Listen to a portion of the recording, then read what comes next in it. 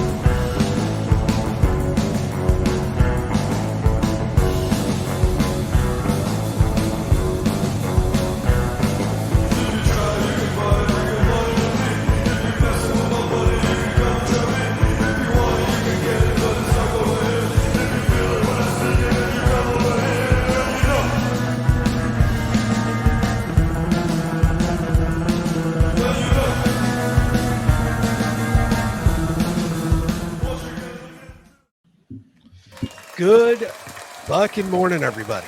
Hello, everybody. Oh, shit. Fuck. What happened? I just broke the algorithm. Do you mean you broke it? So there's something I found out about YouTube. Okay. Oh, no. And this is going to be my cold open for once. What did you do? What'd you find out? If you use the F word within the first minute of being live, you automatically get demonetized. Oh, fuck them and fuck Well, that. And who gives a fuck? Not that We're we're not- really fucking monetized, but in the case that we become fucking monetized, So how do guys like Bruce do? That guy Bruce do that does those Look. really funny, silly cartoons. He cusses like every 3 seconds. How does that guy get monetized then? All I'm going to say... ad revenue and fucking sponsorships. Nah. All I'm going to say is that YouTube doesn't give it to us. Rumble. We are monetized on Rumble by a couple cents each episode, but we're Hey. monetized on Rumble. We're not monetized I on mean, YouTube. it's fucking adding up over time. It might take 20 years before there's anything worth fucking pulling out of the bank on that one, but I'm just saying. Listen, it's happening. And it'll it's be fully gray before we start making money off this bitch. Hey, Oh, that's yeah. okay. If That's that fine. might be when we Yeah. need it. That might be when we need it. You know what I mean? Like, That might be when we need it. yeah. Yeah, like But that's the our... thing. I'm already starting to get full fucking gray here. Like, it's hard to tell because I've altered fucking camera settings, but after this fucking beach trip, like when we were down at the beach, I started noticing how bad the gray's like in my beard. And like, so for comic fans, Reed Richards, you know, Mr. Fantastic, how he's got the fucking gray stripes right here. I'm starting to get those through right here. Oh, I've got- nice. Also, I've got some buddies in the Army, mostly younger, but there's a couple probably that would be in the my peer group and just a little bit older. Mhm. But I've got some buddies that we're talking like full head of gray hair, like in their 30s. Our friend of the show, not to throw him under the bus, but our friend of the show, Chris Bodette, everybody's favorite I was 12 going to say Charlie. Bodette. Bodette. Poor Bodette. He's like, I got like over 10 years on this guy, and he's got way more gray hair than I do. Like way more. I've got way more fucking gray hair than you do, Jay. I'm still waiting. What do you want me to say? I'm still waiting. You were just blessed with good fucking genetics, okay? Yeah, well, we'll talk about that another day. Like, Oh, shit. how was your guys' week? It was worked, you know, just a bunch of regular work going on, TV, work, video games, more work, and more work, and What's more new? work. Are you still enjoying the work, John? Because I know what work you're talking about. Like, are you yeah. still enjoying the work? Is Every it day. still- you don't feel Every day. you don't feel like you have It's- to get up and like, you know, you're not like forcing yourself or whatever. So it's gotten so much easier now. So now because now I shoot anywhere between 2 to 3 podcasts on Sundays now. Okay. So after the second podcast, I edit everything for the week. okay. And so that the rest of the week Whatever I'm good and free. Yep, could do whatever. If I have any new ideas, I could just get right into it. You know, so it's gotten much easier. The editing has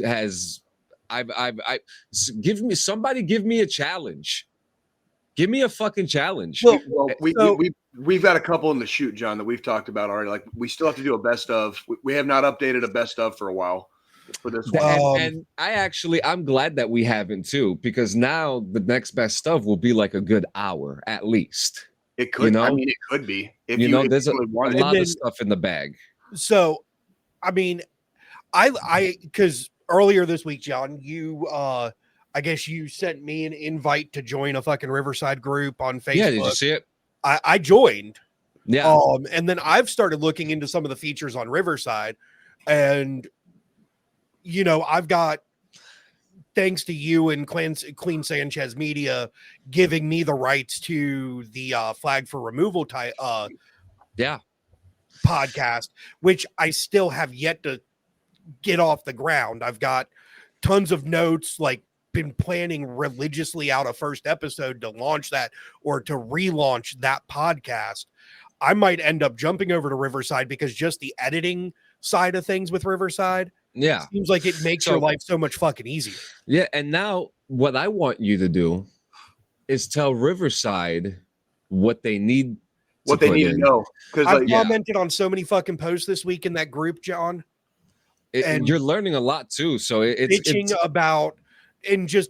about some of the lack of functionality, especially for like us. Like, we've got 3 hosts of this show, but with Riverside, only one person can be the fucking host and have the capabilities to do shit, where all 3 want and need that just the ability to do it. It's not that we have to give us the option where we all have that ability. Then let's say, you know, if there's an episode where John, you're not able to fucking be there, or Jay's not able to be there, you know, somebody else can fucking run and manage the fucking recording and the live streaming of it and get everything done. So like, if it's just a me and Jay episode, I can fucking manage and run the whole fucking thing, do the fucking quick edit afterwards and fucking get it posted. Yeah.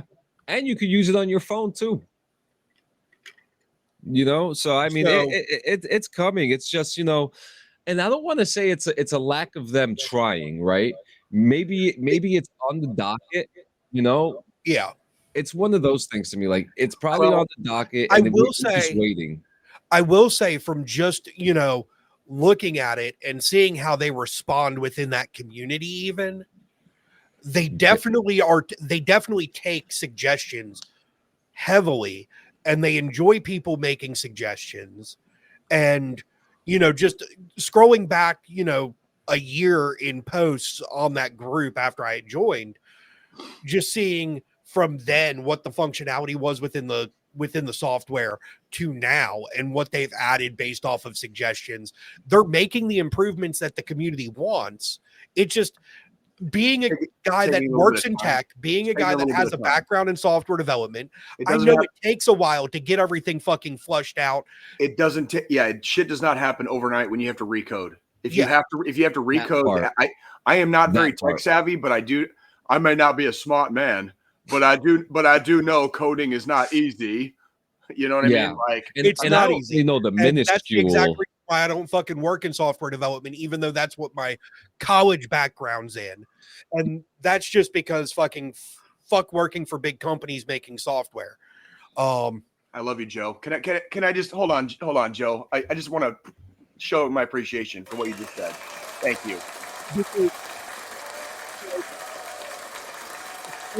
I had out of college and out of the Army was in software development for a huge company, not going to name names here, but we would have projects and we would have fucking tasks and we would have fucking lists of everything and when it was supposed to be due. Did you have lists of lists? I love it when you have lists of lists. Moved fucking back, moved fucking, you know, just the bullshit behind it. And then, you know, you're coming up on a deadline and you've got fucking management breathing down your neck. And it's like, hey, you know, unfortunately, we've got the deadline. This needs to be fucking ready by this Friday. So nobody fucking gets off work until they're fucking done. it's tested, everything's good to go. If that's the case, you should have just stayed in the fucking Army. They could have kept you in the motor pool till goddamn fucking 2100. How about that? Well, and that's why I quit fucking software development. The American because dream. I got out of the fucking Army where, there's days you don't fucking go home until you get up at fucking 4:00 in the morning, go do morning PT, and you don't get fucking home until midnight. And then you're having to turn around and get back up at 4 in the morning. In software development, there were days I was doing the same fucking thing. Mm-hmm. And I know you didn't get out of the Army to just fucking like do that shit in the fucking real world, No. making more money or not. That's why I went into fucking tech support and working on a service desk and doing what I do now, because now I work a fucking banker's hours. Yes. Well, it is not out of laziness or lack of ambition. I think that a lot of us veterans, when we get out, we're not looking to go right back into a fucking grind. Some people do, and for some people that works, but it doesn't work for everybody. And for some of us, we're not special, but we've been through the grind. It's like I didn't get out of the Army so I could go right back into a goddamn grind and turn what's already my already crumbled bones into fucking powder and dust. It's like, I mean? Fuck, everything hurts. I don't fucking feel good. I don't want to sit here and have to sit in front of a fucking computer for 24 hours. I don't want to get shit on by a boss because I'm fucking 3 minutes late because there was fucking traffic on the fucking interstate that morning. Like, I would fucking tell somebody to fuck off so quick. I'd walk out. So that's going to, you can't act like that in the real world. Unfortunately, Jay, that's going to bring me into a whole new fucking rant because I work from fucking home. You work from what? From home? I work remote. My job's fully remote. All my employees are fully remote. Everybody that reports to me, fully fucking remote. Right. When your fucking office is less than 10 feet from your fucking bedroom, how the fuck are you late for fucking work?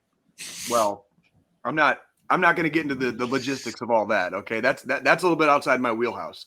Well, it's outside of your wheelhouse, but I have a right to bitch about that because you're not far from your fucking desk. That's fair. I think you have no commute. There is no reason you should be late. That's fair. That is fair. Outside of like, okay, I fucked up, didn't set my alarm last night, overslept something. Outside of that, that's only viable so many fucking times, my guy. Correct. That would be that's like a once a year thing. That'd be like a once a year thing. Like you get like one every year, and it resets and does not hold over from the previous year. So you don't get two. Yep. You don't get two next year if you didn't do one this year. You get one a year, one a calendar year. You can be late once. If your office is in your bedroom or outside right outside your bedroom, you get one a year. I'll give you one. Like, because everybody fucks up once a year. You know what I mean? We'll give everybody one. And I mean, don't get me wrong. Like, I know some of my employees have kids and shit, and school's just starting back up. So things are getting readjusted for the school year. And I give a little leeway for that. Like, I understand, kid might be sick. You might have this going on, that going on. Wait, that's called communication. Just let a motherfucker know. Fucking let me know. Let a motherfucker know. It ain't hard. It ain't fucking. This is also called just being a fucking functioning adult and being responsible. And having a little bit of accountability and integrity for what's going on in your world. All of my direct reports have my fucking phone number. For any reason, they can text me. I don't care what time of day it is. I have one employee, if they're going to be out because they're sick or something, they always text me. And usually I'll get a text at 2:00 in the fucking morning saying, "Hey, Joe, sorry, this is so last minute, but I'm not going to be able to be in tomorrow." Yeah. Communication is fucking key. We're all fucking adults. That's all I ask of my people too. Just communicate. It's not that hard. Let me put it this way. If two guys like me and John can functionally make it on time once a week for 4 fucking years, how hard is it for a job you actually get paid to do? Well, and then me for 2 years now. Like, it's been fucking. We're coming up on 2 years that I've been here with you guys. I was on the fucking Iron Man streak until we had the unfortunate incident a couple years ago. Yeah. That I had to be away for a couple weeks. But that was like a 1 in a million shot. You know what I mean? That's shit, that incident's almost been 2 years too, because that was right before I joined the show. It like this month will be 2 years. At the end of this month, it'll be 2 years. Because my first ever official, not my guest appearance, but my first official co-host appearance was the same day you came back from your leave of absence because of what you were going through. Correct. And that's one of those things where like we're saying, if we can do this for free and be on time for 4 years straight, for 2 years straight, whatever, if you're getting paid and your office is in your fucking house, wherever it's at in your house, a little communication, a little bit of accountability, it ain't that fucking hard. It's not that hard. It's not that hard. Anybody that, I work with that knows I do this podcast is watching, because I've got a couple veteran buddies, a couple veteran guys at work that know I do podcasting, and they might watch this. I'll say this.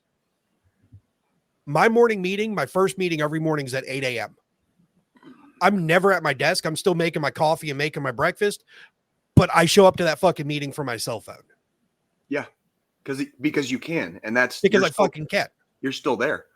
But I'm officially working come 8 a.m. Yes. I might not be in front of my computer at a keyboard. Right. Or you might not be wearing a button up with a fucking tie. Okay. But that's also what I like about fucking working remote. I don't have to wear a button up with a fucking tie. And you don't have to wear pants. well, we saw during the coronavirus, like how that worked out for some people that chose not to wear pants for their Zoom meetings. Oh, like the CNN guy, like Tubin, right? But I mean, that's the thing. Like, I enjoy working remote because it gives me that flexibility I need. And then it also allows me to save fucking money because I don't have to worry about,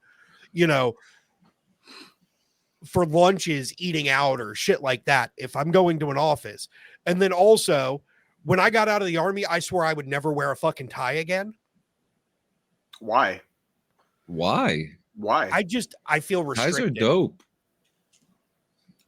You don't like getting dressed up every once in a while? I like getting dressed up every once in a while, but there's ways to get dressed up without a fucking necktie. Fair. That is You're fair. Right. That is right. true. That is true. You're right. Like there's ways necklace. You can look nice and wear nice, presentable clothes and not have a fucking necktie on. Yeah, you could wear a pearl necklace. It's man. Do you like pearl necklaces, Joe? Do you like pearl necklaces? What the fuck? It's in, man. It's in. But no, pearl I mean, necklaces are in. I feel restricted now. And just after having no choice, and like when we'd have fucking dress uniform inspections and shit, having to wear a tie, I just don't want to wear a tie anymore. I actually I got to call. I think I'm calling like Men's Warehouse like tomorrow, because I have an engagement in late October coming up, but it's now September. For anybody who's not tracking, it is the 1st of September. While we're live here, it is the 1st of September. Yeah. So I got an engagement towards the end of October, which is now next month, and I'm going to need to rent a suit, and like I'm going to have to look a little bit more presentable than the average items of clothing that I currently possess in my closet. So you mean Dickies work pants and t-shirts? Yeah, that's not going to fly at this event. So, and your KC ball cap with your infantryman badge on your fucking with my CIB right there. Yep, with my CIB right there. Yeah, no, that's not going to fly at this event. Although I am going to rent a suit, and I am going to take one of the CIB, like the actual CIB, like from like my dress uniforms. I'm going to take one of those. I am going to wear that over my my left breast pocket. Why don't you?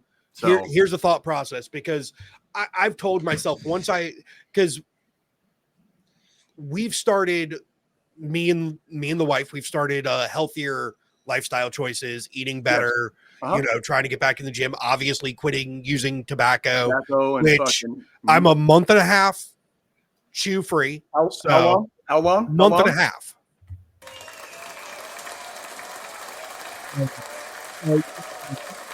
And then getting back in the gym, eating healthier, stuff like that. And once I get down to my target weight, I'm going to go buy a suit just to have, or if I have an occasion that pops up where I need to wear one. I'm still infuriated because I had a suit when I was in the Army, and at some point Well, during my service, I did too. it poofed, and it's gone. And But like it was my a suit was dress blues. fucking $800 suit, and it poofed. And I'm like, like the fact that I have to rent a suit, like I had one, I already had one, Yeah. and Well, I'm like, God damn it, now I have to go fucking rent a suit. You know what I mean? Like, and that's like for me for last Christmas, I told Amy, I told my wife, I wanted to get, just a regular fucking watch that was for special occasions. Like if we're going to a nice dinner, or if I have to put dress clothes on instead of wearing my fucking bulky ass smartwatch, I just have a standard, nice watch. And she listened. She got me a nice Citizen watch, which Citizen's kind of your entryway, I would say, into watch collection. Watches, yeah. So I've gotten that one. Since then, I bought another one from them, but they also have smartwatches that still give you like your heart rate and shit, but they look like a nice classic style watch. So, I've gotten into, I'm starting to go down the rabbit hole of fucking watch collecting. Is that damn fucking smartwatch from Starfield? And it still works, baby. It still works. It works better than the fucking game. I'll tell you that much.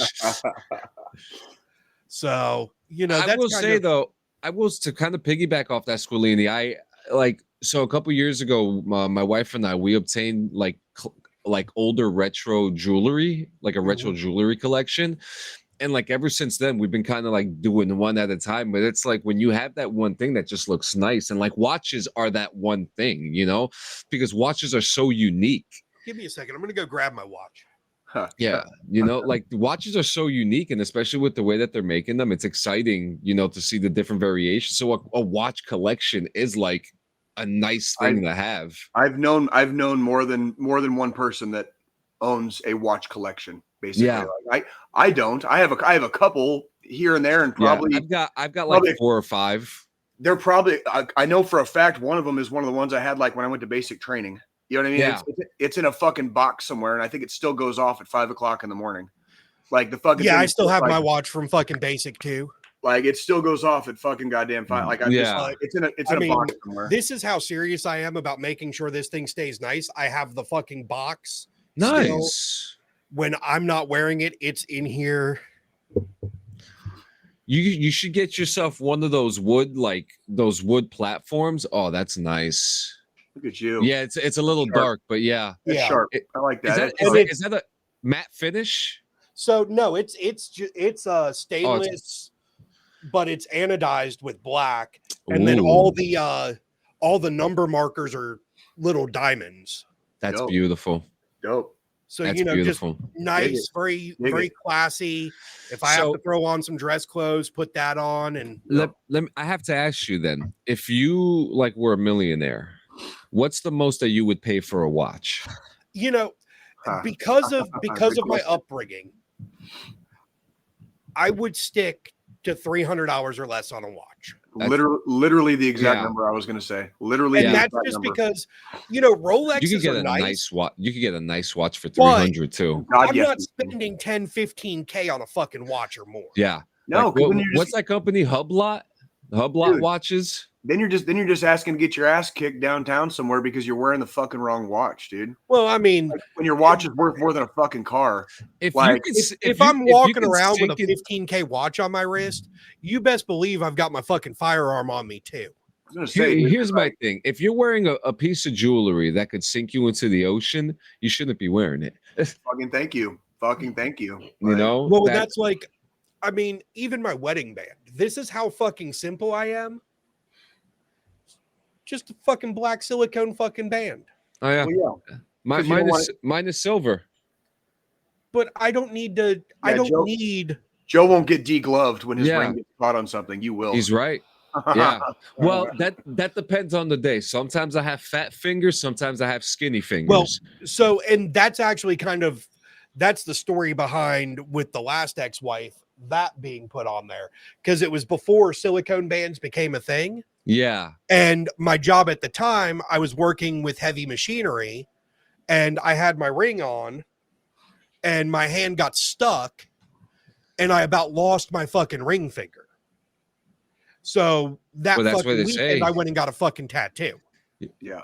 You know, Now I've got to get a fucking cover up of said tattoo because any place I've worked at like that, they always told me we couldn't wear jewelry for that specific reason. Yeah. For a reason. Yep.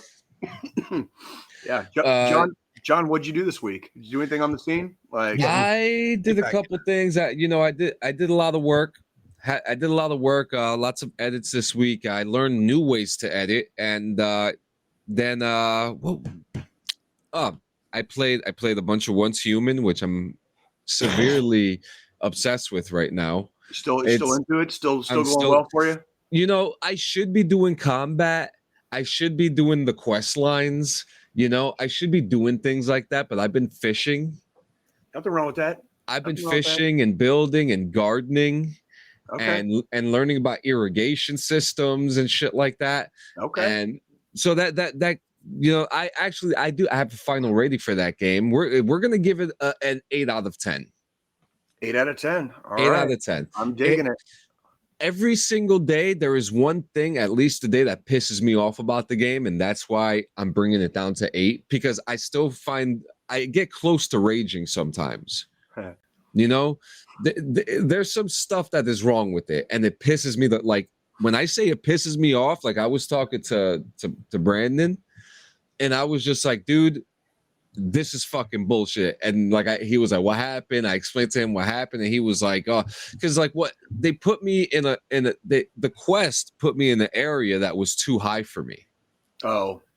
And you weren't ready to even try. I lost all my ammo, all my medication, everything. So obviously I was pretty pissed off. You know, why would the main quest line put me through this area that I have to go through when I'm such a level? But that's beyond the point. I played Black Ops 6.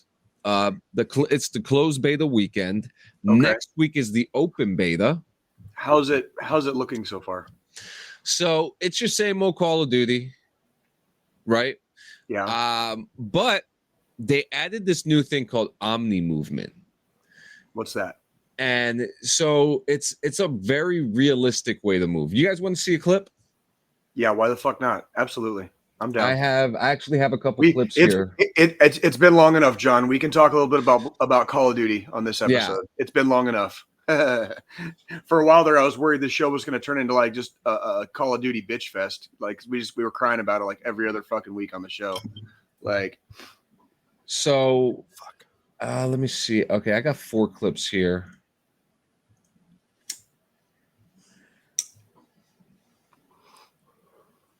Okay, there we go. Perfect. So I'm going to put the window.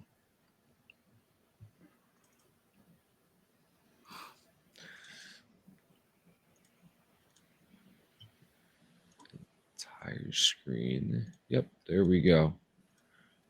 You guys hear an echo? No. Okay, echo, go. So check this out. So this is one clip here. So your regular schmegular game, right? Try to see. So did you see that? Which part? When I came to the wall, look at the way that the movement of the wall goes. Well, look, you see it? Mm-hmm. So you are able now to tactfully maneuver your weapon in a way that when you're sliding or cornering around the wall, you could shoot.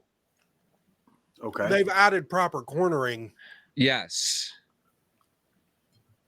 So if you're clearing a room or something while you're playing, you can actually peek around the fucking corner instead of instead of just going like fucking Audie Murphy on it and fucking.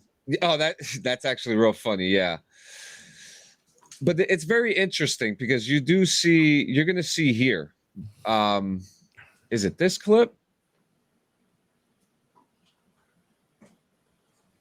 You whip some ass, John. I gotta say, dude, your boy's back, man. I'm telling you. I do have a really good clip here. that shows the way that that they move. You could change. I'll tell you in a second. So you see all this here, your UI. Mm-hmm. They actually have a section where you could take your map off. You could take your whole UI and play without the map, or you could take everything else off and just play with the map. Interesting. That's cool. Yeah. So actually, the clip I do have is right here. It's called "Still Got It." Actually, there's no sound on this one, unfortunately. But this guy, did you see what happened there? You marked that motherfucker when he So- swan dove in front of you. Yes, Yeah. I totally saw that. Yay! He tried. Yeah. So that is Was one. trying. So that's called the Omni movement right there.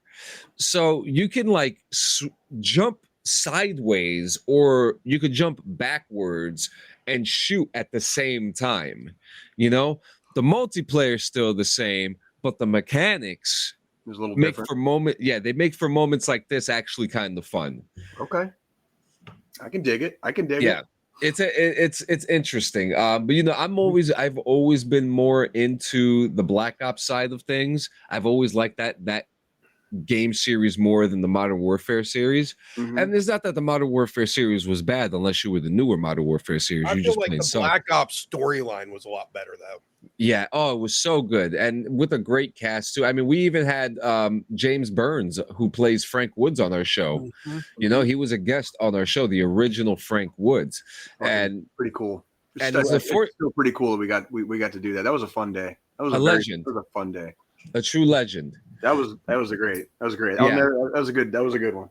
We had a lot of fun with him. And let me tell you, man, like, it's unfortunate he's not in the game because, like, he is Frank Woods.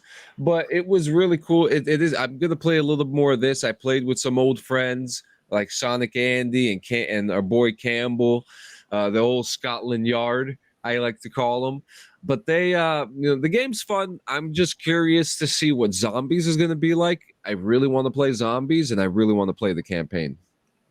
I dig it. And if you want to play it, next week is the open beta for everybody. All I'm right. really looking forward. I mean, I'm gonna wait till it just launches on Game Pass when it officially comes out. We're gonna rock some Zombies. Well, I mean, I'm gonna have to play the story first. Yeah. I always, with any Call of Duty game, I always use the story mode to determine whether it's gonna stay installed or fucking get uninstalled. Yeah. I think that's fair.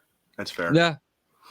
I mean, the story mode is what pulled me into Modern Warfare when it came out.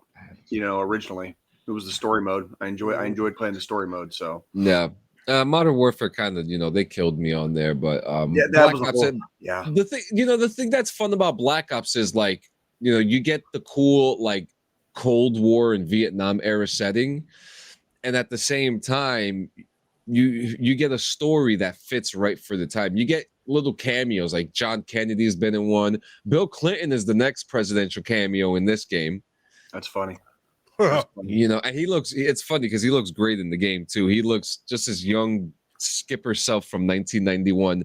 But I'm excited. I'm going to play it. I was talking to my boy Andy and I was saying, I do miss my shooters. It's just the Modern Warfare era was just a bad era for Call of Duty. Not the first game, because the first game was great. It was a great reboot when it came back, but when it came to 2 and 3, it was like, And then my wife and I, we watched Terminator Zero, which is a non-canon Terminator story. But here's the thing. Okay.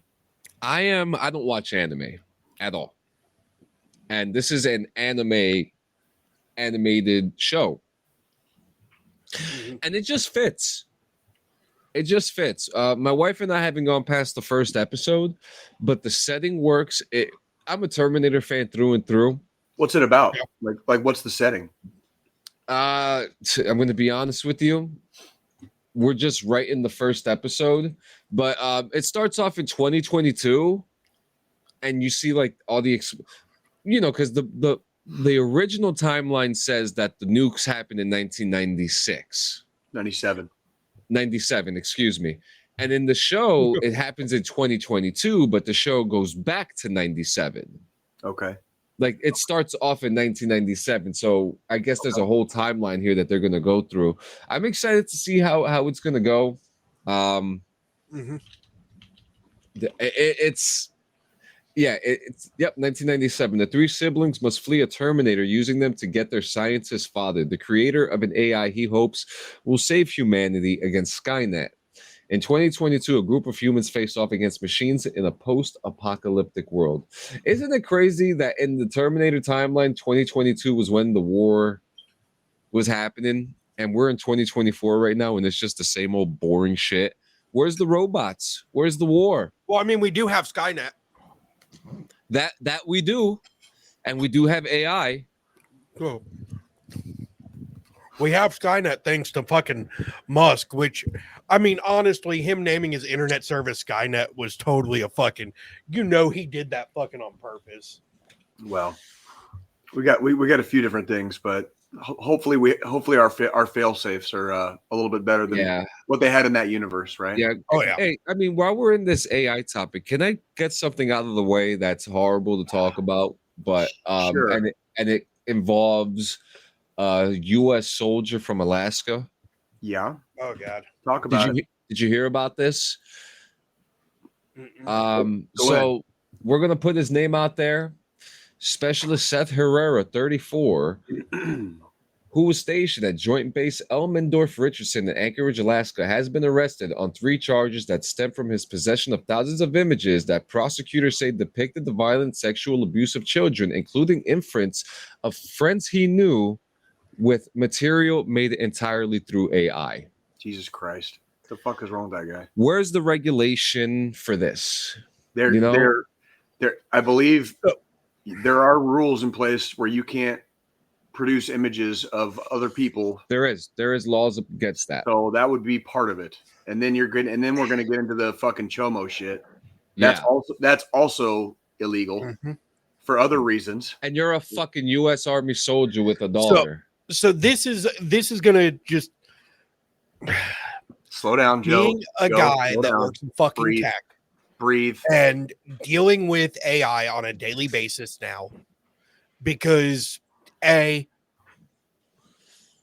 got AI built into my fucking eyeglasses.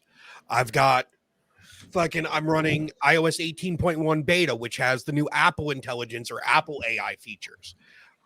I'm running the beta for Mac OS on my Mac that I use for the show, which also has the AI features. At work, with my CIO, we've been on constant conversations about how to use AI in the workplace in a secure, safe fucking manner to help with workflows and prioritizing shit and making things easier for our employees. The one thing we always come back to in all of those discussions is AI in the wrong hands can be used for the wrong fucking things. And this is and this is an example. This specialist needs to have a serious come to Jesus meeting with the fucking courts. Oh yeah, I'm pretty sure that's coming no matter what. Yeah, so it's coming. This is a heavy charge. Yeah, like this is just it's despicable just using AI for something of such nature. I agree. That's like we all three of us have separate reasons why we're gonna go to hell. That ain't gonna be one. That's not gonna be. That ain't gonna be fucking one of them. Okay. And you want to know something? I have to put this out too. I'm even heartbreaking to even talk about this. We just found out that someone in our friend group has charges of that nature too. That is heartbreaking because it's heartbreaking. I'm telling you right now. Question the entire time you knew them as a person. Who were they actually? Yeah. So their name is Kevin A. Pumphrey. Yeah, and we put Chomos out there. Kevin A. Pumphrey from West Virginia, and he was someone in our friend group. And this shit is happening too rampant. And now I heard about this story with the soldier 2 days after this happened, baby. And it's insane. A U.S. Army soldier, has disgraced the uniform with a disgusting fucking crime. Yes. Yeah, and it is, and that's. I'm glad you said that because that's exactly what the fuck it is. It's It's a disgrace and it's a stain on the uniform. And we all three of us have our DD-214s. We've been out. We're no longer actively serving. And they all say what specific word? Honorable. Yep. Fucking honor. And that's something we have to maintain for the rest of our lives. Service does not stop. Service to country does not stop when we get out. What's the saying? Do good even when no one's watching. Yeah. And it's not just that. Like even for let's say for me, I have a disability rating, right? I have a disability rating. If I pull some heinous shit and do some fucked up shit, and if I go to jail, did you guys know the VA is legally lose your allowed? fucking disability? I could lose my disability if I'm caught in doing some fucking nasty shit and I go to jail. You can lose your here, all of us. So what does that? So what does that tell you? You still have to fucking stay within the left and the right limits. You still I'll tell you this right now. Fucking behave. I'll be straightforward about this. I have one blemish on my fucking record. One. And it was a fucking assault charge because of a bar fight. Nothing. Hey. That's not that is a bar so fight. That's so far out of the wheelhouse of what we're talking. But see, guys, I got a ticket this week. I finally got caught for my fucking expired ass tags in my car. That one thing, Right? that was, that's a fucking misdemeanor. It's not a fucking big deal. It's not a violent offense. We're gonna fuck up. We're humans. Correct. But what there's a difference between fucking up because we're humans and being a complete fucking piece of shit. Yeah. Thank you. Fucking thank you. That's what I was getting at with that, Jay. Well, but the ultimate reality, it remains the same. We still have to be good on some fucking level. Service didn't stop, and honorable, that word again, honorable service did not stop when we picked up the DD-214. Yeah. Okay. So as of right now, Herrera is currently in jail until trial hearing on Tuesday. He's going to be coming out. He's going to be coming out to see me in fucking Leavenworth here pretty soon. Leavenworth's right up the fucking street from where I live. So there you go. He's going to be coming to Leavenworth soon. Yep. Look forward to seeing you, asshole. And if convicted, but we know he is going to be convicted because all the evidence is there. He will be facing a maximum of 20 years, but I don't think that's enough. Let's get something happy. You guys want to talk about football, right? Well, let me tell you something. Wait, what do you got? Yeah, go for it, Squillini. I was going to say, we're going to finish weeks first and then switch over to that gear.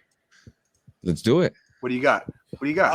So, I mean, this week did not fucking much. It was first week after 2 weeks of vacation back at work. Yeah. Typical fucking grind there, getting caught up. Did watch A Quiet Place, fucking the new one last night, which was really fucking good. Which one was that? I'm glad the cat survived. Which one is that? Is that shit where you can't make any noise and there's like monsters? Yeah. Because the aliens are only attracted to fucking noise. So if you're quiet, right. Oh, that's the one where I said I'd stalk. Yeah. We talked about that a few weeks ago. Yeah. John was I think John talked about it. It was either last week or the week before. It was like 3-4 weeks ago. And do you remember what I said that movie made me want a service cat? Like that movie, that fucking cat. The entire time watching it and being a cat owner, I'm like, my cats would get me fucking killed. Like that was the most chill fucking cat on the planet. And I'm looking at my cats and I'm like, y'all are fucking assholes. I want to know who really owns that cat and how timid. How much would it cost really for me to fucking buy that cat? Like that's what I want too. Dude, so like it's really funny. Like I'm like the world's like the last person in the world you would expect to be a fucking cat owner. But you have Freddie. I have Freddie. I have Fred. And like I have Fred for reasons, and Fred's doing fine. In case anybody's out there is wondering, Fred is living his best life right now. But he is so chill. And there were people at the establishment that I got him from. There were people that were like, yeah, he'll swipe at me and blah blah blah. And I'm like, yeah, but what'd you do to him? What'd you do to him? Because like the minute he moved in, this dude's like showing me his belly and like letting me pet him, and just like he doesn't give a fuck. He just He just wants attention. Best life. Yeah, the only time he ever irritates me is when he wakes me up at 6 o'clock in the morning every day because he's starting to get hungry, and I'm like, dude, he knows owning a cat, my friend. He knows when he can see daylight outside that he's gonna get fed soon. He knows. So he comes into my fucking room and starts bitching and moaning, And I'm like, Fred, let me fucking sleep. And he's like, no, fuck you, Jay. No, you know. So one of my cats, one of ours, our oldest one, Bumble, he has, when we first got him many years ago, he was like 2 when we got him. He's 7 now because we got him actually 5 years ago this month. So he's 7.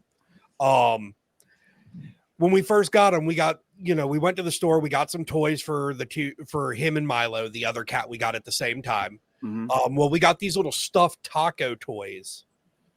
Yeah. That are just little, they look like a taco. This fucking cat loves these tacos. Okay.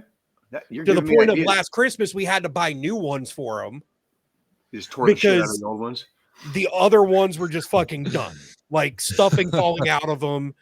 This motherfucker, so he's got 2 of them now. We've got a surplus in storage of these fucking things. Good for him. So that way, as he ruins them, we can just replace them easily. He will go downstairs to their we've got a little cat bed filled with all their toys for the 3 cats. He'll go downstairs, he'll grab the fucking taco out, and he will walk around the fucking house. Doesn't matter time of day, with this fucking taco in his mouth going, murr, murr, murr. And he's really good at knowing when we're about to fucking go to bed, because the second I turn the TV off in our bedroom, he goes and grabs one of those fucking tacos. And then he'll walk around for 30 minutes doing that shit. Give me attention. Mirror. Yeah. Don't you have an orange cat too? Yeah, the lack of brain cells. That one. That's the one you're talking about? No, that's not the one with the tacos. Oh, that's great. Outside of that, I did try a new product this week. Let's hear it. So, what'd you do? So, a little backstory. I've used CBD products for a Bless while. you. Thank you. Now, before I get into this whole thing, none of this is medical advice. This is something that works for me. So I've used CBD products for a while now. One of the brands I've used is called Shell Shock CBD. It's a veteran-owned CBD company. For the longest time, I was using their I got to pull up the exact product. They're called Rack Out gummies. So the Rack Out gummies, they're THC free, but it's CBD and melatonin. I was using those for the longest time for sleep. Did it help you? It helped, but was it the perfect? melatonin, my body produces enough natural melatonin on its own. When I take melatonin, I wake up the next morning feeling like I'm fucking drunk. I got it. That makes sense. Like groggy, sluggish. Sluggish. Feels like I can't get fucking motivated and going. So I finally stopped taking those. Well, while we were at the beach, one of my neighbors found this new product at Total Wine and More, which is a beer store / wine store. Depending on your state, they also sell liquor. North Carolina, because we're a beverage control state by the state, they don't sell liquor there. Well, it's a D9, it's a Delta 9 seltzer, hemp derived. So it's 5 milligrams THC and 10 milligrams of CBD. Interesting. Derived from hemp stuff. Derived from hemp. So legal. That's legal. Yep. Interesting. This is what I started. I bought 6 of these. They're not fucking cheap. So for 6 of them, it was $33. Woo! But what do you use them for? What do you use them for? So I've drank one each night right before, about hour and a half, 2 hours before bed. Okay. For sleep. And what's the verdict? How are they working? So I've actually slept so much better this week because of these. Because the CBD helps with relaxation. For me, it also helps with pain as a pain reliever. Yeah.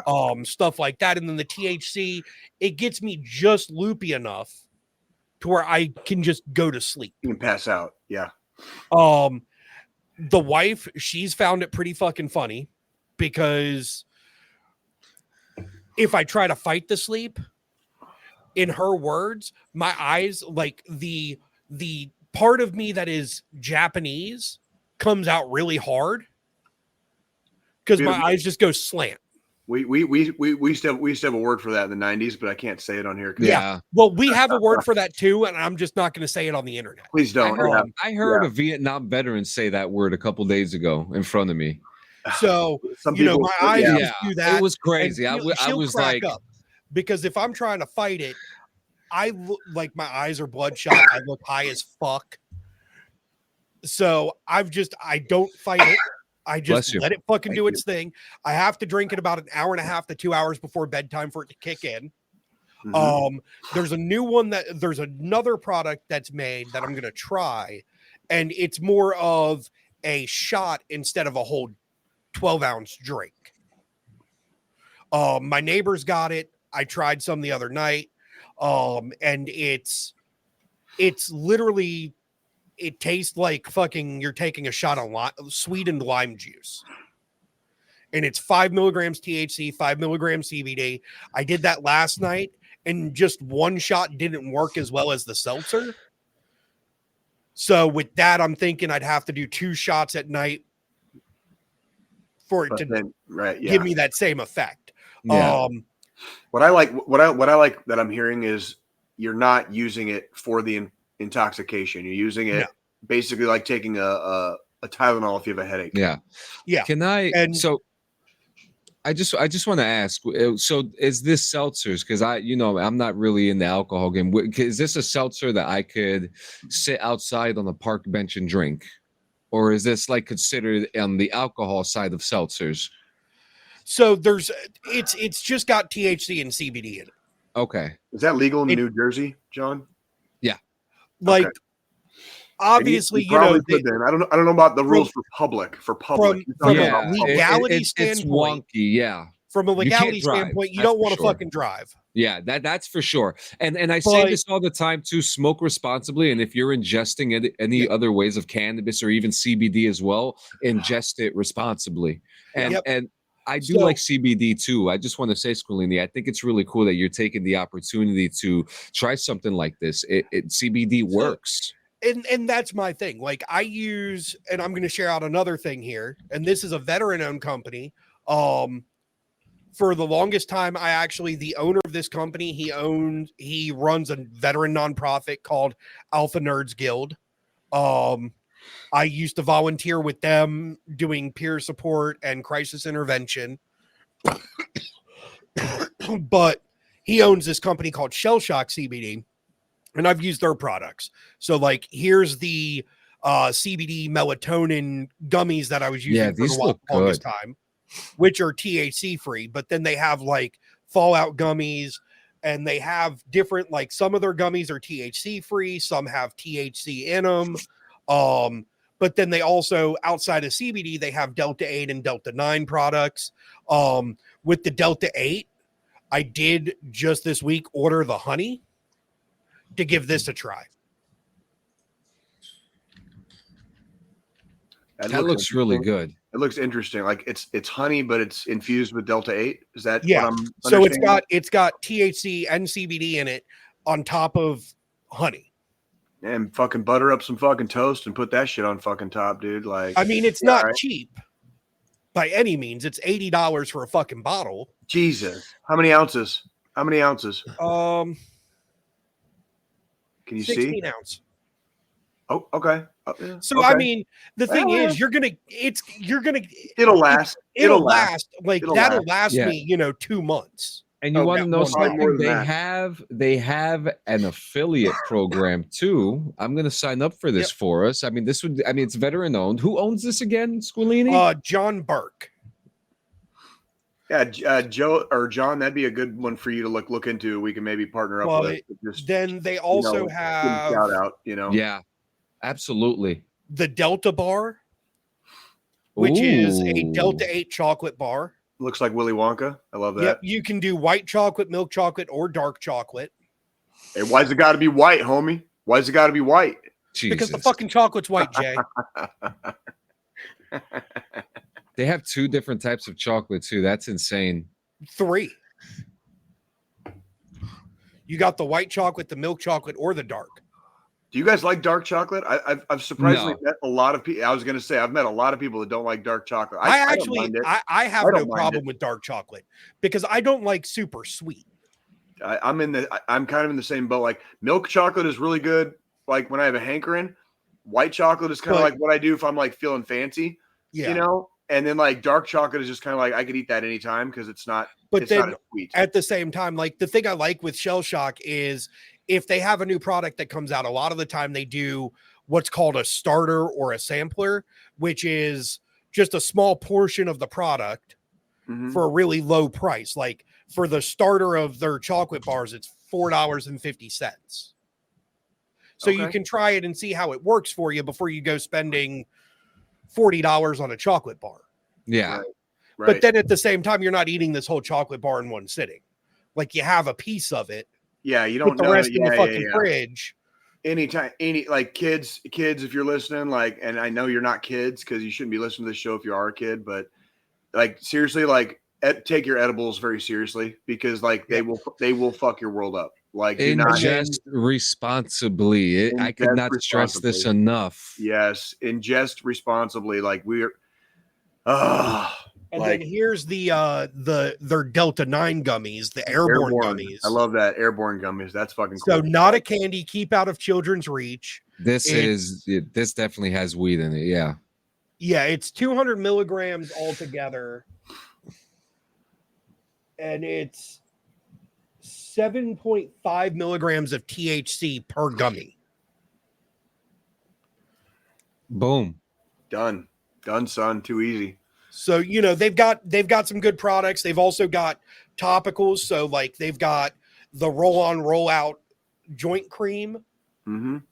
roll on. They've got the Tropical Thunder CBD cream, which is like a hand cream, bath salts, tattoo bombs. Like they've got a whole bunch of different products here. They just recently came out with lube. Yeah, Lube? you were Lube? talking about that. They Fucking came out with lube? lube. Yeah, Lube. 350 milligrams of CBD lube. What? I'm a little confused. Can John? Can you help me with this one? I Like what? I want to talk about it, but I don't know where to don't start. know. I don't know mean, where to start. I mean, why don't you buy a bottle and use it, Jay? With all the sex I'm not having, are you serious? Like, what am I gonna fucking do? Put it on my goddamn hand, John? What And the then, fuck, like- dude. Like Beard for, wash. for me, because of the beard. Like they've got CBD beard products, beard balm, beard oil, beard wash. Interesting. Topical. Like cannabis is topical now. That's intense. Well, Oh. cannabis has been topical for a while. Energy. Yeah. They've got CBD energy drink mix. Okay. I quit. I quit. I quit. I don't know what to say. So it's got 20 milligrams of CBD, 5 milligrams per serving, and it's an energy drink mix. Huh. So pain relief and caffeine all in one. And it also interesting. Like like that's kind of where like I remember when I was a kid, I just wanted pot to be legal. For Now your it's like pets. now it's like going to fucking goddamn Sharper Image or Radio Shack and like the candy store. You know what I mean? Like, You know, if you've got pets, they also have CBD chews for your dogs and cats. the fuck? Hey Freddie, you want to get high? So I mean, they've got tons of different products here. I've tried their topicals. I've tried a few other things. I haven't tried any of their Delta 8 stuff yet. The one thing I've really been like debating is their dark matter Delta 8 oil. So this shit's apparently really fucking strong. So in this one bottle, there's 3,000 milligrams of CBD / THC of Delta 8. Dude. Oh fuck, dude. Yeah, that's why there's a fucking dropper. That's why there's a fucking dropper. That's why it's also $200 fucking dollars. That's Yeah. the type of shit you put under your tongue. Yeah, that's that shit right there. That's that shit right there. That shit'll fucking take you to the fucking seventh ring of Saturn. Yeah. Like, But then they all have their rocket fuel, which isn't as potent. still take you to the moon. Still take you to the moon. So I mean, they got some good stuff. I'm excited about this. I'm gonna get us in for an affiliation for this. I mean, why not? Why not? We already aren't making any money. I ain't fucking worried about it. We can plug whoever the fuck we want if we fucking feel like it. It's just asking me that. It's just like Venmo. What fucking year is it? Venmo? I use Venmo. That's the only payment option. I'll have to look into this. So, That's crazy. So there's a reasoning behind that. So yeah, I can why? actually Help explain. me out here. So because I used to be affiliated through them, and push their products hardcore on my own stuff. And they used to use PayPal, like pure PayPal regular. Yeah. They also use several other payment platforms, but for legal reasons, because they're CBD and THC company, certain payment platforms won't allow them that to makes sense. Send money or process payments through it. Yeah, because Venmo's where they landed because that's the only one that will actually allow. It would depend on what state the person is ordering from, and that's exactly why. That is fucking exact, because different states and municipalities have different rules regarding cannabis, even if hemp and hemp-derived products are federally legal now. That's right. They still there are still rules. Because there are still rules. There's some states that it's in that state it's illegal. So like when you go to order something, it says on their website, even if you live in XYZ states, and Kansas is one of them, they can't ship to you. Idaho and Kansas, and then obviously APO and FPO boxes, they can't ship to either. Makes sense. I'm trying to find dude, I mean, they should be able to. There's always Jersey, right? There's always going to be a loophole, but the problem is, like Joe said, even if the shit's federally legal, certain states and certain municipalities have enacted their own individual laws that will make it to where you could probably be looking at some trouble if you try to have stuff delivered to your home. And this is true. So not only does the business have to be careful, but the consumer has to be careful too. Yeah. And you can also, if you're a veteran or a first responder, you can do a verify with ID Me to get a discount. Do you guys do that? Do you guys use any of that shit? I've never use ID Me. I use ID.me. It helps helps me the best way to verify my military service. What'd you do? What'd you do? Like upload your DD-214 or what? Like what'd you do? It's an online record search. You just input your information and they do a search and find your information. Yeah. So like, let's say you're signing up for something, especially like VA.gov or vets.gov. You could use your ID.me to sign in easier. Mm-hmm. You guys are going to I used it because, you know, being a veteran, we get discounts on cell phone plans, internet, shit like that. And places like GovX too. I don't use GovX. I used GovX when I was in to get GovX shit. is good. GovX has a lot of good stuff. But I used it pretty much just for like my discount on my cell phone and internet bill. Whatever works, right? I mean, it saves me 10%, so it's like $5 a month I save, but that's that's $60 a year. Yeah, that's $60 a year. I mean, why not? That's just fucking math. That's just money you didn't need to be spending if you didn't have to spend it, right? Yep, exactly. So I mean, I use it for things like that. I don't use it for other things. And like usually if like say with Shell Shock, because they're a veteran owned business, I don't give a shit about getting a fucking discount. Right. I'm supporting my fellow brothers and sisters in arms. So I want you to get the full fucking amount you charge Joe Blow fucking civilian, even out of me. I'm not concerned about getting a discount. That's fine. You know, everyone's got their own perspective about it. You know, I my belief system is if there's a discount available, I'm going to take it. You know, and then and other people don't even search for it. To each his own. That's the beauty of our country, isn't it? That's the beauty of our country. We can choose what we just love this country. What's that? You just love this country. I love it here. I always have. I've always like I'm not much of a spiritual person anymore, but Yeah. I thank my lucky stars every single day I fucking wake up that I fucking was born and fucking raised here. Okay. Yeah. Like that's But like straight up. I mean, I'm not gonna.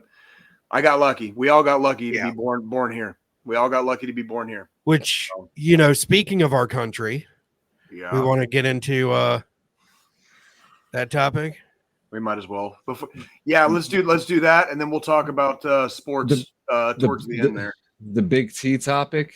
Yeah, we're gonna have to on this one real quick. Yeah. So let's go. Yeah. Okay. So this week, for those of you guys that are unfamiliar with our former commander in chief and some of his antics, there was a big controversy this week revolving around Arlington National Cemetery. Did you guys pay any attention to this? Are you familiar? Like, how much did you see? Like, or did you see anything?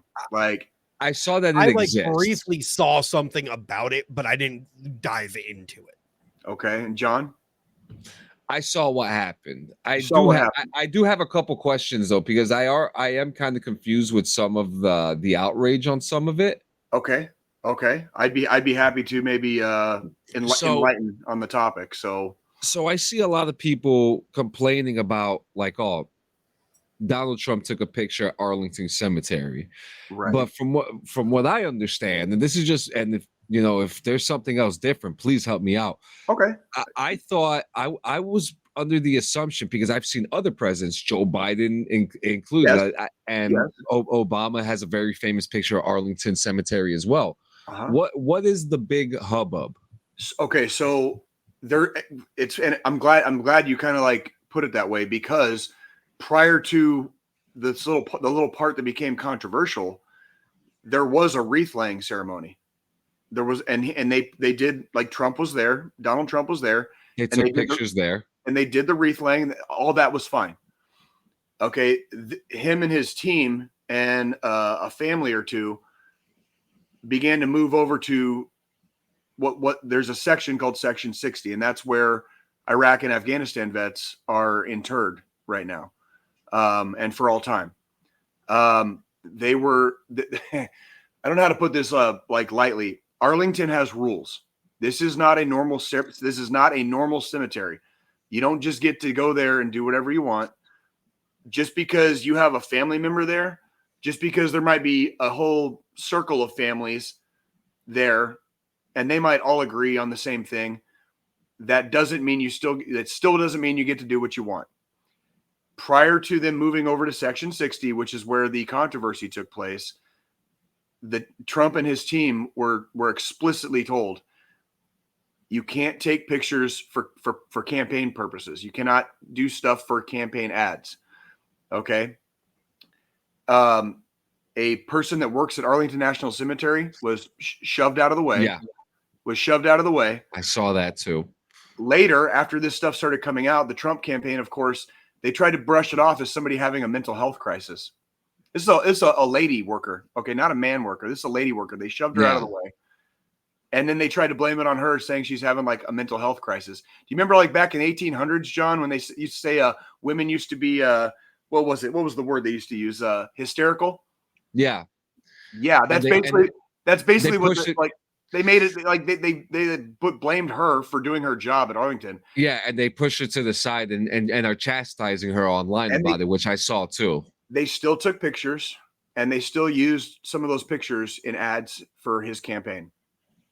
That's the controversy, that broke several laws, actual laws. There's laws that revolve around Arlington National Cemetery, like a municipality. They have rules. You can't just. This is not a normal fucking cemetery. This is one of the most hallowed, sacred grounds our country has as far as final resting places. There's fucking rules there. Now, why is Section 60 off limits for photography? It's probably because it's not. I don't think it's just Section 60. It's like you can't use Arlington as a political prop for your campaign. Yeah. Now, I don't believe in taking photos at a funeral or a cemetery grounds anyway. You know what I mean? Well, aside from the bad publicity of him smiling and giving a thumbs up while standing on somebody else's grave, adjacent to the family members, people that they lost. And again, it's irrelevant if the families were okay, if those families were okay with it, because there's other families that weren't. And Arlington is not a place you just get to do whatever you want. It like, okay, It's a resting ground. do you guys know how like the Marines love to sing about guarding the streets of heaven? Mm-hmm. It's really pretty. It's really pretty, right? There's a pretty little song they sing, right? Yeah. Well, here on Earth, in reality, the United States Army is in charge of fucking Arlington, and the United States Army had to put out a fucking statement because of this incident, which is very rare. It's extremely rare that the Army would like ever comments publicly on stuff like this. The fact that the U.S. Army had to come out and make a statement on it is also, it should raise a lot of red fucking flags. A lot of red flags. Like, and you're still going to see people making excuses for our former commander in chief. You're still going to see people making excuses. And it hurts my heart. It makes me feel like I have my own opinions about the guy. Okay. But if you are a service member, if you're a former service member, if you're a family of a service member, and you think that guy actually ever cared about the troops, like, I don't know what to tell you, because like this is just the latest in a long line of a long string of incidents that show he has nothing but contempt for people in uniform. He has nothing but contempt for people in uniform, and that's my biggest problem with it, is that it's so obvious, but the fact that people have to ask questions about it because they don't know, because of this fire hose of misinformation. They fucking blame a cemetery worker for doing their fucking job, and then say like they were having a mental health crisis for doing their fucking job in Arlington National Cemetery. Like, that's like, if you guys ever go to Arlington, there are signs everywhere that like basically explicitly say, you can Google this right now. Like, there's signs at Arlington, like you have to remain tactful and dignified, like while you are present in those grounds. This is not the place you go throw a fucking barbecue and fucking get wild and whoopy, like in the cemetery with your dead homies. This is a place where there is honor and dignity and respect and, some measure of quiet most of the time. Okay. If you're going there to take pictures behind fucking tombstones, smiling with a fucking thumbs up, dude, like, I don't know what the fuck to tell you. I don't go to fucking Arlington to fucking goddamn take pictures of me smiling, giving the fucking thumbs up. Some people apparently think that's okay, including our former commander in chief. And that's the shit that pisses me the fuck off. Okay. Well, like that's the shit that like really gets my goad, because you're still seeing people make excuses for this guy. They're still making excuses because they clearly don't understand how the fucking rules work at Arlington. And again, let the Marines guard the fucking gates of heaven. Here on Earth, in fucking reality, the goddamn United States Army guards fucking Arlington. You don't get to do whatever the fuck you want there, cock smokers. I don't give a fuck if your family's okay with it. They don't get to do what the fuck they want there. Like, left and right motherfucking limits, cock smokes. Left, right. There's a fucking limit to what you can do. Yep. Sorry, guys. There's a time. Oh, you're good. No, there's 100%. There's a time and a place for all that bullshit. Thank you. In Arlington National Cemetery, I will tell you this: the few times I've been, two of which were because of guys I lost, buddies of mine that are there. The times I've been, Arlington National Cemetery is one of those places where you carry yourself with fucking decorum. Thank you. And respect. Thank you. And I have never been to Arlington and not broken down like a baby back bitch when I fucking look over that fucking cemetery. Because that is the most emotional fucking place on earth, in my opinion. And there's a reason why the guards there do what they do. Why they stand there in the rain. I mean, and that's just one part of the cemetery. That is just one part. And that's a very small part.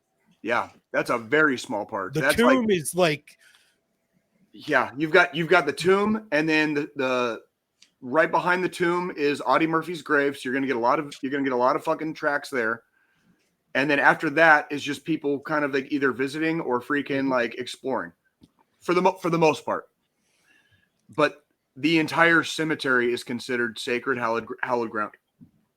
Not for the people that are just the people that are there. Our fucking country, that fucking cemetery was founded with the fucking bloodshed that came out of our Civil War. That's where that cemetery got fucking placed. Okay, that shit came out of like our bloodiest conflict, which unfortunately was with ourselves. And that's like, and that's you do have to carry yourself with a little bit more esteem. You got to fucking square your shoulders a little bit more, all right, and fucking be respectful. Like, I don't know about you guys. If I went there and was fucking smiling and giving fucking happy thumbs up, fucking at fucking Arlington, I would get torn to fucking shreds by so many of my fucking peers and people I've served with. But people are still making excuses for this fucking fat fuck. Like, god damn it, dude. What the fuck is wrong with people, dude? Like, god damn it. What the fuck is wrong? Because they don't understand. They don't understand. Yeah. Clearly, they don't understand. And John, it's not your fault. You didn't understand. Oh, yeah. No, The only reason it's even a question is because they're making it a question. They're pretending those laws and those fucking rules didn't exist, and they just fucking trampled all over them. And it's okay because the family said it's okay. Like, no. The families don't have a say there. It's not up to the fucking families, motherfuckers. Like, it's not a regular goddamn cemetery where you just willy-nilly do whatever the fuck you want. Okay? If I want to do some willy-nilly whatever the fuck I want shit, I'll go fucking out here outside of Kansas City to the cemetery I'm getting buried at. And I'll go have a beer at fucking midnight if I feel like it. Because nobody's gonna fucking be there. Arlington is not fucking that. And it's not even fucking close.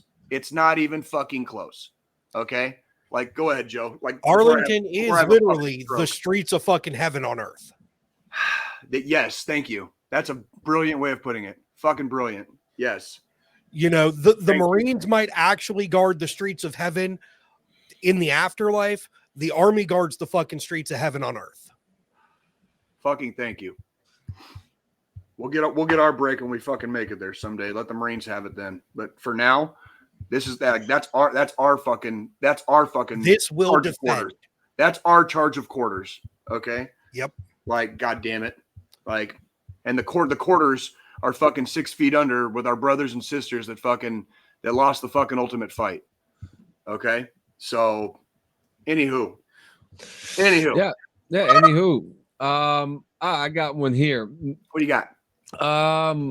The Morelli brothers, identical twins from Wyoming, are sometimes confused for one another at work, but the pair of Marines are deployed together aboard the Wasp-class amphibious assault ship Boxer while serving with the 15th Marine Expeditionary Unit, which is helping conduct routine operations in the Indo-Pacific region.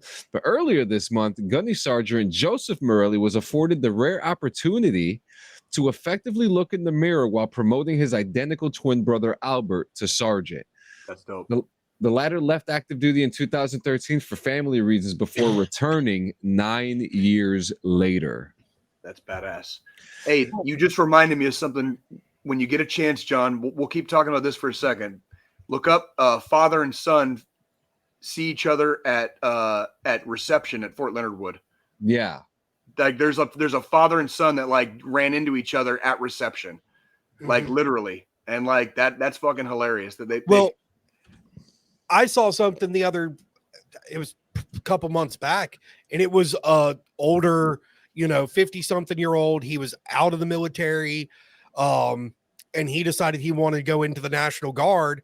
His son was in, and he went through and did fucking basic training and everything all over again. Yeah. At 50.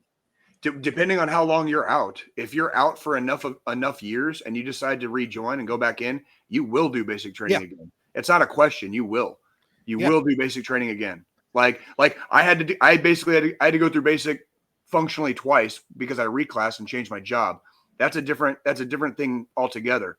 If you get out, and for you, it was more because of the job you changed to, correct? Not necessarily the reclass, because you went from a non-combat MOS to a combat MOS. I still had to retrain.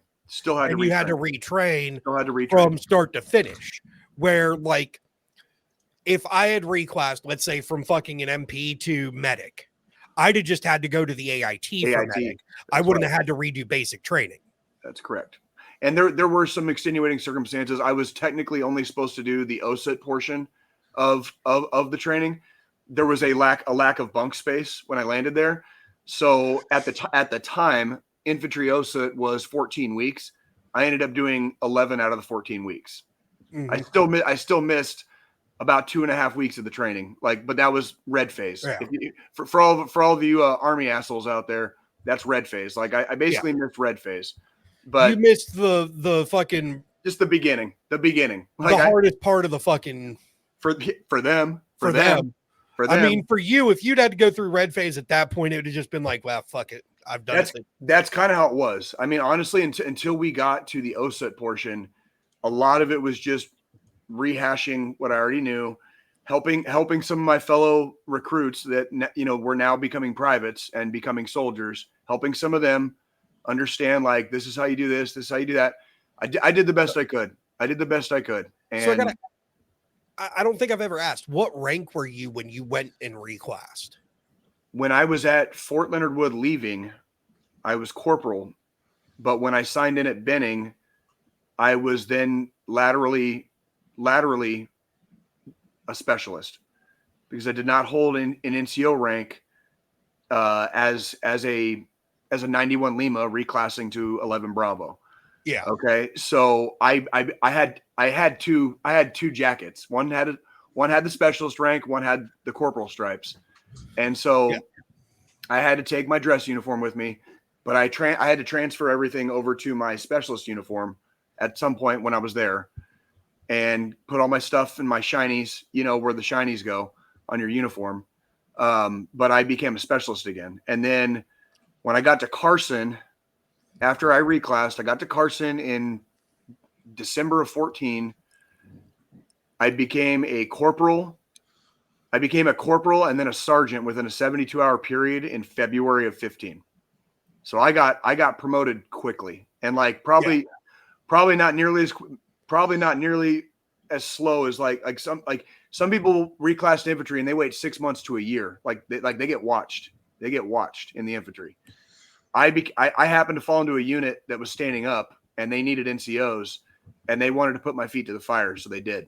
And I survived it. I became a sergeant about 2.5 months after I reclassed infantry, and then my feet got put to the fire, and on from there, first start of the right, not until morning, right? So yeah, I mean, I only asked because me, I kind of my basic training and everything. My experience was a little bit different than Joe Blow recruit off the street, because I went in as a specialist to basic training, fresh, not reclassing or anything, just right in, because I had my associate's degree when I fucking signed the dotted line. And that was back when, if you had a 2-year college degree, you automatically go in as an E4. Now I think they changed that. Now it's E3.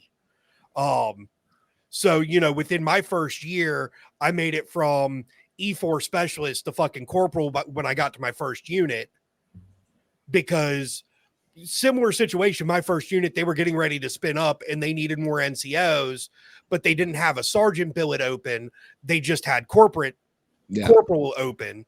Yep. So I stepped into that. And then once I was overseas, I got field grade promoted to fucking E5. Good for you. That's a good way to be. Within the first year and 3 months of being in, I went from E4 to E4 NCO to E5. Yep. But again, that was just luck of the draw. You're with a unit that needed fucking the bodies. That's what happened to me, basically. But I swam like a duck when I got to the infantry. So I held and maintained my rank, and I was even promoted again. Again. How about that? So I did find that article, and fuck, we're definitely running out of time too. But I have another recording. That's why. Very soon. But it said, but I did find it. When PFC Braden Samir's bus pulled into Fort Leonard Wood, nothing could have prepared him for the twist of fate that awaited him inside the doors. when he was looking at his son, him and his son did basic training together. So and I'm reading this here. He got separated from his child. He was financially helping his mother, but the mother was already engaged with somebody else. So it seems like there was some tea there, but he didn't want to get in the way of their family, so he completely separated himself from them. And 18 years later, he's sitting in Fort Leonard Wood, Missouri, looking at his son in the face. Yeah, that's kind of cool though. They both that's a story they'll be able to tell for all times. Yeah, That's fucking crazy. Pretty cool. It's pretty cool. And yeah, if you guys think that's you're too one old, of if you guys them think you're great kids. if you think you're too old to join the army and you're still thinking You're about not. it, you ain't. There was a 56-year-old who just got in. There's he was waivers. prior service. He was There's prior waivers. service as That's well. the guy I was talking about that went National Guard. He didn't go Yeah. active. Yeah, But he there's was waivers. prior service. He was 56. He busted his ass to get back into shape so he could go back in. His son was in the National Guard for the state too. It just worked out. It just worked out the best for him. Yep. This is the last news I have. This is it's hard to be a football fan in the military, especially when you're deployed overseas. But if your team is in a slump or has no chance of making the Super Bowl, it gets even harder to see a game on TV. So now the American Forces Network is now allowing veterans overseas to be able to watch American football as it's being aired. Good shit. That's AFN. Yeah. Yep. All remember watching- 272 regular season NFL games and complete postseason coverage as well will now be available on AFN. That's badass. Good for That's them. awesome. Good for them. Because yeah, I live in fucking Kansas City, right? We still have games that get blacked out, and I'm not talking about the football games, obviously. Like the KC Current, like you have to have like a certain type of fucking. It's same here with the Yankees. I can't. I need to watch the Yankee game on TV. I can't watch it on the app. Yeah, or you got to listen to a shitty ass fucking AM radio, It's like stupid. like we're in the 1950s. I'm gonna go crack a beer on my fucking front porch. You know, it's like no. It is so stupid, man. Like Jesus Christ, dude. Like From Can I just watch watch- can I just watch handheld the radio, fucking game? tuned into AM 109.12. it is. That's exactly what it is. I have to listen to Yankee radio sometimes because I can't Yeah. watch the game on the He's not- apps. He's not lying, Joe. No, I Like, know. I same have that issue bullshit. here. Like, I can't watch. How does that make sense? I can't watch the ladies soccer team play. I want to watch the fucking ladies soccer team No, play. you have to work it just to watch it. Oh my fuck! You got to buy a fucking whole ass streaming service and some other bullshit, and it's like, dude, come on, fuck that, dude. Like, It it's our really, team. It's our city's team. What the fuck? yeah. Like, why can't I watch? Like, I'm not fucking paying for these apps to watch fucking. Not that I don't like Kansas City, you know, but like I'm not but you shouldn't paying have to buy to a watch fucking app. Kansas City. You Yeah, know, you shouldn't have to buy a fucking app to do it. God damn it! so Like- speaking of fucking football, yeah. I know What's we've got going to on with kind of football?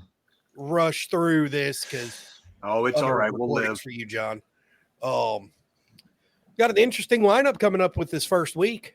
We do. We've got what? We have a Thursday night game, a Friday night game. Thursday night, Friday, and then Sunday. How many games are on Thursday? I know. So- My team's in there. So there's somewhere, just the one game Thursday, which is Ravens and Chiefs. that's the that's the NFL opener. So That's the opener for the season. Friday nights, Packers and Eagles. Then Sunday's the rest of the first games. And we'll go down the list here. So Sunday, we've got Panthers versus the Saints, Vikings versus Giants, Patriots versus Bengals, Steelers versus Falcons, Texans versus the Colts, Cardinals against the Bills, Titans versus Bears, the Jacksonville Jaguars versus the Dolphins, Broncos versus the Seahawks, Raiders and Chargers, Cowboys and Browns, Commanders and Buccaneers, Rams and Lions, and then the Jets and the 49ers. Okay. So I want to hear about Thursday and Friday since we will have those games complete by the time we do this next Sunday. So Jets do are you going to the Super Bowl. who do you got for the Chiefs and the Ravens? And who do you got? Who'd you say was playing Eagles and who on Friday? Eagles and Packers. Eagle. Okay.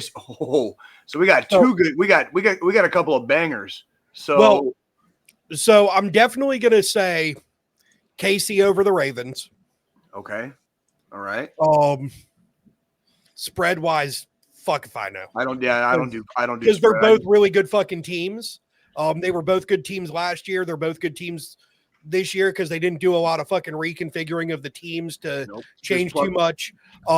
Just plugging holes. Just plugging holes. This is gonna hurt me to say, but I'm taking Eagles over Packers. Eagles are gonna fucking win. Packers are still in a huge rebuild stage after fucking, losing Rodgers and a lot of their core members. But Packers did do pretty damn good last season. I mean, even in their rebuild, their first rebuild season after losing their main QB, they did really good because they did make it into the playoffs. But I'm still going to go Eagles over Packers.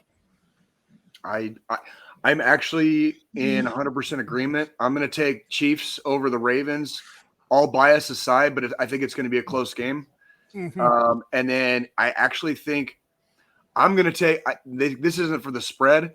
I'm just going to say that the Eagles come out fucking hot and take it to the fucking Packers. So I don't think Friday night's going to be a close game. I think Eagles are going to pull away pretty fast. I feel like the Eagles are going to come out feeling like they have something to prove because, this is their first season after losing Kelsey and a couple other players due to retirement. They were supposed to make it to the Super Bowl last year and they fell flat at the end. And I think they're going to have some fire in their bellies. So, so that's my calls too. Eagles definitely, they're going to pull away from the Packers. Chiefs, Ravens, it's going to be close. I think it's going to be fucking a shootout. It's going to be some type of a shootout either a shootout or it's going to start as a shootout and turn into a defensive fucking game. Mm-hmm. We'll see how it go. Next week might shape up to be a sports show. We're getting close in the playoffs in baseball too, John. So maybe this is it. Maybe we should plan on that for next week. Yeah. Yep. Sports. Yeah, sports next week. I'll do some baseball study this week to make sure I somewhat know what y'all are talking about when it comes to that next week. You're not gonna have to dig too far. There's only a few teams that are even in the hunt right now. So yeah. Good shit. Yeah. Well, guys, we're here at the bitter end, where we remind you about your mental health and our best suggestion to deal with it. Because it's just our best suggestion. We're not doctors, we're not therapists, we're not licensed anything. We're just 3 veterans that care about other people. Mm-hmm. We talk about it every week, and we're gonna go right back to the roots. Yep. 22 a day. Some places are counting in the 30s, some places are counting in the 40s a day. Yeah. And I really thought this was a good year, but the numbers are still high. And the whole point about all this is speaking to somebody, all right? You want to suppress those feelings. You want to let them out because it doesn't feel good here. I watched a video of the recent Disney panel, and there was a video with Pedro Pascal. I'm pretty sure Squilini knows what I'm talking about. He almost had like an anxiety attack on stage. And the first thing that he did was that he grabbed the actress next to him and like they started holding hands because she was aware of his anxiety. And how did she know that? Well, he spoke to her about it. He spoke about his anxiety, and he said, in his words, he says it. He goes, "When you see my hand on my stomach like this, that's where I feel it." And if I have that feeling in my stomach, I can't sit on it. That means something bad, something bad is sitting there, and it's not a shit. Imagine feeling that like a lot every day. Yeah. Nonstop. Even if everything like in between your ears and that gray matter, everything's okay. But all this is fucking screaming at you like red flag. Yeah. Mm-hmm. You know what I mean? Like absolutely. And your body doesn't lie to you. No, it doesn't, but it also can get out of sorts. And when we have It can kill you. Disadvantages. When we have certain disadvantages, the things that our brain does and the things that our body does can be antithetical to the way we're supposed to be, right? And that gets in the way of regular life. That can get very easily and very quickly in the way of regular life. And you're exactly right, John. And it's good. That's why you tell people, like, you guys, you both know, I have never been ashamed to tell people that I go to therapy. Yeah. So that it's safer for me. It's safer for fucking anybody that I'm in the same room with. Like, yes, I go to therapy. Like, yes, I am actively seeking to improve my own mental health, because the shit gets fucking wild sometimes. The shit gets fucking wild. And I'm not talking about drinking too much or possibly imbibing a little bit in a little bit too much cannabis. It ain't about that, because that shit doesn't even affect you the same anymore either. Yeah. It's like it's like a different kind of high, but it's not the fun kind, right? Yeah. Like, and you're then right. It festers. It festers. And the high doesn't feel good too. No, and it's exhausting. It is mentally, physically, spiritually, okay, like emotionally exhausting. It is fucking exhausting. Yeah. And go ahead. Yeah, please. and look, you guys could go, to a doctor that's gonna rook you. You guys could go to BetterHelp. You guys could go to Talkspace. But the one resource that we'd like to promote is a free service. They don't ask you for anything. They sit there and listen to your story every single day. There is no catch. There is no subscription service. There is no a popularity contest. No, you call or you text. And that's the new National Suicide Hotline. And you could call or text 988-988 or dial 1-800-273-8255. 1-800-273-TALK. This is yes, there are other resources. Yes. But not everybody has resources of their own to be able to pay for these resources. Call that number or text them. They care. They do care. For someone to sit there for however long their shifts are and to listen to the things to the hardships that people are going through, that's big. That's big. Someone is there to make sure that you're breathing to live another day, to be here in 168 hours, or to be anywhere else in 24, 48, 72, and so on. Mm-hmm. That's correct. 100%. And it's not bullshit. It's not a play in words. It's not a joke. Every time one of the three of us gets news about another one of our battle brothers or battle sisters falling, especially in that manner, it hits like a sledgehammer every fucking time. And we're not getting any younger. Like, I can't take too many more sledgehammer hits from some of my heroes, the giants that I've stood on the shoulders of, having to freaking feeling like they have to give up the fight. All right. Like, we have a duty, we have an obligation, we have an honorable service to continue. And we will be here, and that's our promise to you guys. We will be here. Okay? That's why we do this every motherfucking week. We're not mad. We don't shame any of our battle brothers and sisters. That's not what this is about.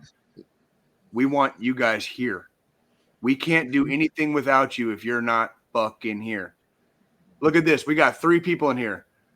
I need 4 for a goddamn stack on a door. I need 4. Ideally. Okay? I can't do a fucking stack on a door with 3. That already puts us a man down. So where's number 4? You going to be here next week? You fucking goddamn well better be. Pretty please with sugar on top. And if you can't, and if you feel like you can't, and you're going to fucking lose the fight, there's the number right there. There's the number right there. Hit it up. Well, guys, we'll see you next week in the 168. It's going to be a sports show. Fucking A. It's going to be exciting. There's going to be a lot of crazy talk about some of the stuff that's going on. I think my predictions are going to be wrong. Actually, I think my predictions are actually going to be wrong after looking at some things about what the Yankees. About the Yankees, I'm starting to feel a little more confident about them. Yeah, I'll be quiet during the week. I want to hear about it next week. I'll be quiet about it during the week. And then, guys, we haven't forgotten. We do have a new show coming out in September, October time frame. So stay tuned for that. We're excited for that. The first guest is going to be Ace. I do need to contact him so we could talk more about that. But guys, we love you. We'll see you later. Be responsible. Just do everything responsibly. Drink responsibly, drive responsibly, act responsibly. Just with sugar on top. Pretty please. Just fucking sugar on top. That's all we ask for. We'll see you guys later. Have a good one, guys.